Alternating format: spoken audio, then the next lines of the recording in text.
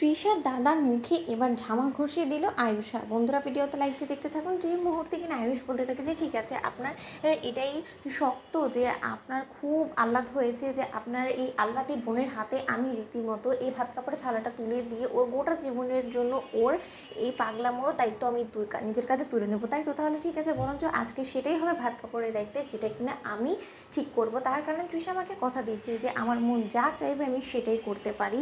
ঠিক সেই সময় কথা বলা মাত্র স্যাম যখন বলতে থাকে যে হ্যাঁ তাহলে এবার শুরু করো ভাত কাপড়ের অনুষ্ঠান, এই তোমরা দাঁড়িয়ে আছো কি, শাক ভাজাও, উলু দাও।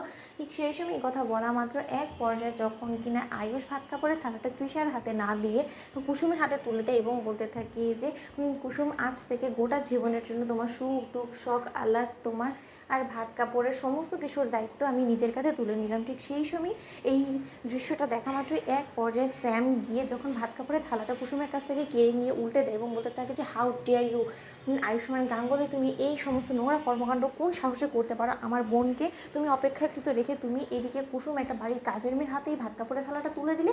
ও কি এই সমস্ত কিছু ডিজার্ভ করে এবং তুমি কোন সাহসে সমস্ত কিছু করলে? কে দিয়েছে তোমাকে এত বড় স্পর্ধা? ঠিক সেই সময় কথা বলা মাত্র আয়ুষ বলতে থাকে যে বারে আপনি তো আমাকে বলেন যে আমাকে ভাত কাপড়ের থালাটা তুলে দিতে, এবার আপনি ঠিক করেছেন যে আপনার বোনের হাতে আমাকে তুলে দিতে হবে, কিন্তু আমি যে আপনার বোনকে বলে রেখেছিলাম যে আমার মন যেটা চাইবে আমি সেটাই করবো, এই শর্তে একমাত্র আমার সঙ্গে ঘর সংসার করতে পারবে। তাই সেই সুবাদে আজকে সমস্ত লোকেদের সামনে আসল সত্যটা তুলে ধরতে চাই যে আমার প্রথম ওয়াইফ এখনও পর্যন্ত বেঁচে আছে এবং আমার প্রথম ওয়াইফ বেঁচে থাকতে তার প্রথম অধিকার আমার উপরে এবং আমার প্রথম অধিকার তার উপরে, এবং সেটা যে কোনো কিছুর ক্ষেত্রেই হোক না কেন। তাই সেই সুবাদে আমি যদি এক বাড়িতে দু বউ নিয়ে থাকতে পারি তাহলে আমি ভাত কাপড়ের দায়িত্ব সর্বপ্রথম অবশ্যই আমার বড় বউ অর্থাৎ আমার প্রথম বউ কুসুমের নেব এবং তার পরবর্তীতে আমি তৃষারটা নেব। কারণ আপনি তো গায়ে পড়ে আমার ঘাড়ে গুছিয়ে দিয়েছেন আপনার পাগল বোনকে, নয়তো বা আমি তো প্রথমে ম্যারিড ছিলাম এবং শুধুমাত্র আমি সুখে ছিলাম কুসুমকে নিয়ে, কিন্তু আমার সেই সুখ তো আপনার সহ্য হলো না, তাই না মিস্টার স্যাম? ঠিক সেই সময় কথা বলা মাত্র স্যাম যখন বলতে থাকে যে আর এই কথাটা তুমি বলে তুমি কি মনে করেছো তুমি মহান হয়ে গেছো, তাই না?